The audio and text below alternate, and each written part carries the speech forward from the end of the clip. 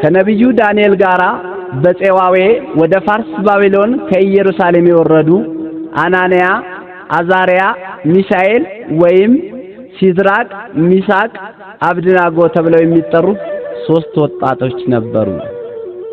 ታሪካቸው በትንቢተ ዳንኤል ከምዕራፍ 1 እስከ ምዕራፍ 4 እንደተገለጸው እነዚህ 3 ወጣቶች ከኢየሩሳሌም ተማርከው ወደ ፋርስ ባቢሎን እንደወረዱ ንጉሡ ናቡከደነጾርም 3ቱን ወጣቶች አናንያን፣ አዛርያን፣ ሚሳኤልን የባቢሎናውያንን ቋንቋና ጥበብ እንዲማሩ ካደረገ በኋላ በባቢሎን አውራጃዎች አስተዳዳሪ አድርጎ ሾማቸው።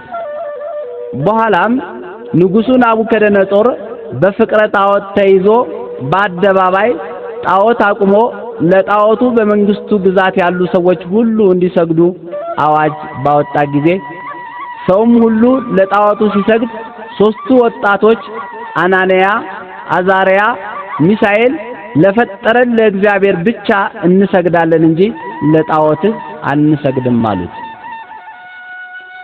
ለጣዖቱ ምስል ያልሰገደ ሰው በነደደ እሳት ተቃጥሎ እንዲሞት ተወስኖ ነበርና ለንጉሡ ለናቡከደነጾርም ያስተማርካቸው የሾምካቸው አናንያ፣ አዛርያ፣ ሚሳኤል ወይም ሚሳቅ፣ ሲድራቅ፣ አብድናጎ ላቆምከው ጣዖት አንሰግድም አሉ ብለው ወሬኞች ነገሩት። ንጉሡም ለጣዖቱ ካልሰገዳችሁ በዚህ አስፈሪ እሳት ተቃጥላችሁ ትሞታላችሁ ሲላቸው 3ቱም ሕፃናት በአንድነት ንጉሥ ሆይ በዚህስ ልንመልስልህ ይገባናል ብለው መናገር ጀመሩ። የምናመልከው አምላካችን ከሚነደው እቶን ያድነን ዘንድ ይችላል፣ ከእጅህም ያድነናል። ባያድነን እንኳን ላቆምከው ላንተ ምስል ለጣዖት አንሰግድም ብለው መለሱለት። በዚያን ጊዜ ንጉሡ ናቡከደነጾር እጅግ ተቆጥቶ የሚነደውን እሳት ከቀድሞው 7 እጥፍ እንዲጨምርና እንዲቦገቦግ አደረገው። የእሳቱም ነበልባል እጅግ አስፈሪ ሆነ። አናንያ፣ አዛርያን፣ ሚሳኤልን ያስሩ ዘንድ ወደሚነደው ወደ እቶኑ እሳት ይጥሏቸው ዘንድ በሰራዊቱ ውስጥ ከነበሩት ኃያላንን አዘዘ።